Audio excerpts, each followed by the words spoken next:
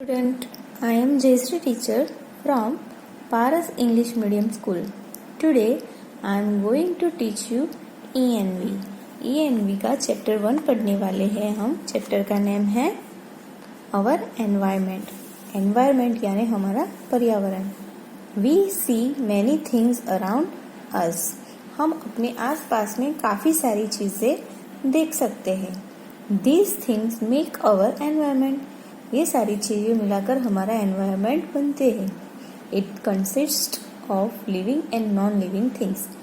इसमें लिविंग और non living यानी कि जो जिंदा है और जो जिंदा नहीं है दोनों शामिल रहते हैं.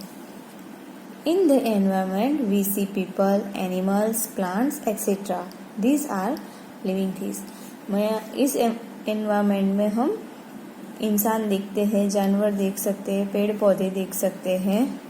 तो ये सारी क्या है? लिविंग थिंग्स है. मगर इन we see objects like kite, inkpot, jug, bat etcetera. All this are non living things. यानी कि हम जो ये सारी चीजें जैसे काइट है, इंकपॉट है, जग है, बैट है, ये सब देख सकते हैं, ये सारी चीजें नॉन लिविंग है. यानी कि हम जो हमारे आसपास है ये दोनों प्रकार की चीजें हम अपने आसपास में देख सकते हैं. इसलिए हम कह सकते हैं कि हमारे एनवायरनमेंट में लिविंग और नॉन लिविंग दोनों चीजें शामिल रहती है. इस तरह से हम कह सकते हैं कि thus we can see that the environment has living and non living things. यानी कि हमारे एनवायरनमेंट में लिविंग और नॉन लिविंग दोनों जो थिंग्स है वो शामिल रहती है या दोनों चीजों से बना हुआ है हमारा environment. Everything has its on environment. यानी कि हमारे पास जो भी आसपास में जो भी चीज है, हम खुद भी, उनका अपना अलग ही एनवायरनमेंट होता है. यानी कि सबका अपना अपना एनवायरनमेंट होता है. जैसे कि fish. A fish has the environment of water, plants, pebbles, mud, etc. जो फिश होती है उसके पास अपना अलग एनवायरनमेंट होता है. उसके एनवायरनमेंट में क्या होता है? तो वाटर होता है, वाटर के अंदर पेबल भी होता है, मड भी होता है और उसके अंदर प्लांट्स भी होते हैं. तो ये सारा फिश का एनवायरनमेंट होता है. अभी बारी है एनिमल्स इन द जंगल. या जंगल के अंदर जो एनिमल्स रहते हैं वो. Animals have the environment of big trees, birds, other animals, insects etcetera. तो जंगल में जो जानवर रहते हैं उसके पास अपना जो एनवायरनमेंट होता है उसमें होते हैं बड़े बड़े पेड़ पौधे, दूसरे उसके जैसे एनिमल्स, बर्ड्स और क्या रहता है? इंसेक्ट्स. इंसेक्ट यानी छोटे छोटे जो जीव जंतु होते हैं वो. अभी बारी है सन की. The sun has the environment of the sky, the stars and the moon. जो सन होता है उसके पास कौन सा एनवायरनमेंट होता है? तो सन के पास स्काई, मून, फिर स्टार्स और क्लाउड्स, इसका एनवायरनमेंट रहता है. अब आई है हम ह्यूमन बीइंग्स की बारी.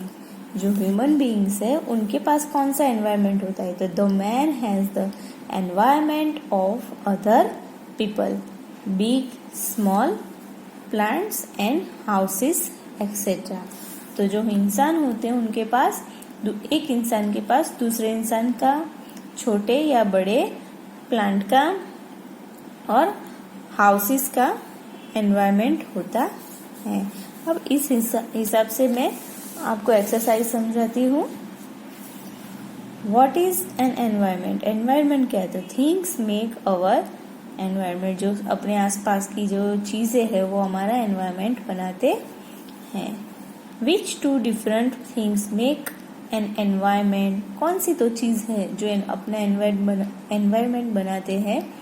तो things which is living and non living. जो जिंदा है और जिंदा नहीं है दोनों मिलाकर हमारा एनवायरनमेंट बनता है. Name 3 living and 3 non living things which make our environment. अभी यहाँ पे हमें किसी भी 3 लिविंग थिंग्स और किसी भी 3 नॉन लिविंग थिंग के नाम लिखने हैं यहाँ पे। आप यहाँ पे कोई भी अपने हिसाब से नाम लिख सकते हैं।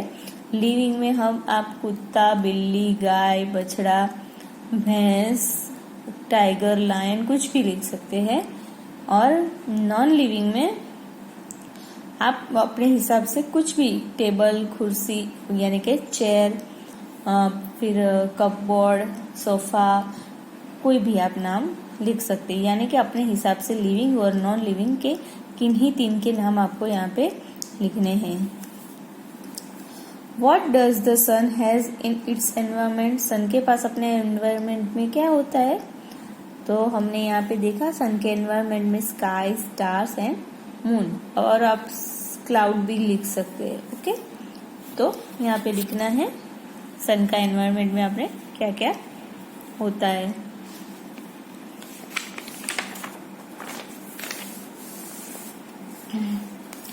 अभी बारी है रॉन्ग जो रॉन्ग वन है उसको इसके आगे रॉन्ग की निशानी बनाने का।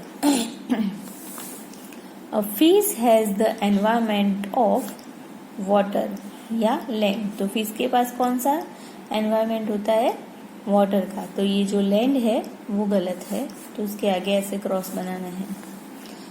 An environment consists of only living things, living and non-living things। तो ये वाला सही है, तो ये गलत है। A tiger has the environment of forest। Tiger forest में रहता है ना, तो उसके पास फॉरेस्ट का एनवायरमेंट होता है। सी यानी कि समुद्र, दरिया किनारा जो होता है वो दरिया वाला। तो पानी में तो नहीं रहता है टाइगर, तो फॉरेस्ट वाला सही है, सी वाला गलत है। The sun has no environment. हमने आगे देखा ना सन के पास कौन सा एनवायरमेंट होता है, तो इसमें नो एनवायरमेंट तो नहीं आएगा ना, तो has the environment of the star and the moon, तो ये वाला गलत है।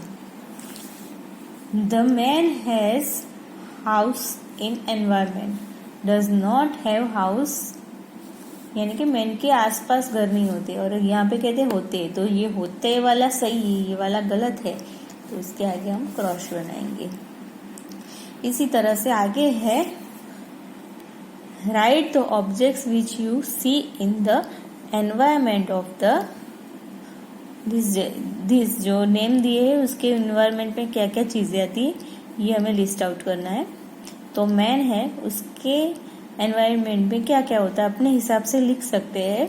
मैन है, हम इंसान है, तो हमारे आसपास कौन सा एनवायरमेंट रहता है?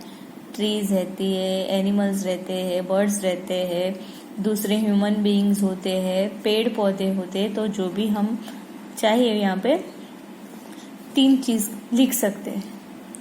द सन, सन के पास कौन सा एनवायरमेंट होता है वो हमें बार बार देखा है। सन के पास स्टार रहते हैं, मून होता है, क्लाउड होता है, स्काई होता है। तो हम यहाँ पे किसी 3 के नेम लिख सकते हैं। फिर फिश, तो फिश के एनवायरमेंट क्या? फिश कहाँ पे रहती है? पानी में। तो फिश का पहला एनवायरमेंट हुआ वाटर। वाटर के बाद हम लिख सकते हैं मड, क्योंकि वाटर के नीचे बहुत सारे कादव कीचड़ रहता है, इसलिए हम उसे मड कहते हैं। तो मड होता है पेबल, छोटे छोटे पत्थर के टुकड़े भी होते हैं, तो वो भी होते हैं, लिख सकते हैं हम पेबल। और छोटे छोटे प्लांट भी अंदर रहते हैं, तो फिर हम उसे प्लांट भी लिख सकते हैं। अब है लायन, तो लायन का एनवायरमेंट कौन सा रहता है? तो जो वो जंगल में रहता है, तो फॉरेस्ट उसका एनवायरमेंट हुआ। उसके आसपास उसके जैसे कई सारे एनिमल्स रहते हैं, तो हम उसके साथ अदर एनिमल, बर्ड, ये सब लिख सकते हैं। फिर है टाइगर, तो टाइगर का एनवायरमेंट क्या होता है? जो लायन का होता है वही होता है, क्योंकि टाइगर भी फॉरेस्ट में ही रहता है, तो उसमें भी हम forest, tree, animals, birds, insect वो सब लिख सकते हैं।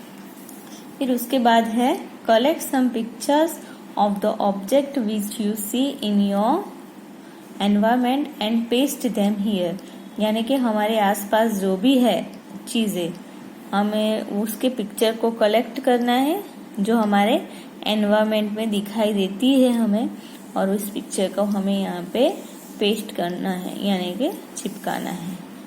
आपको ये होमवर्क में ये एक्सरसाइज कंप्लीट करनी है। Okay, bye.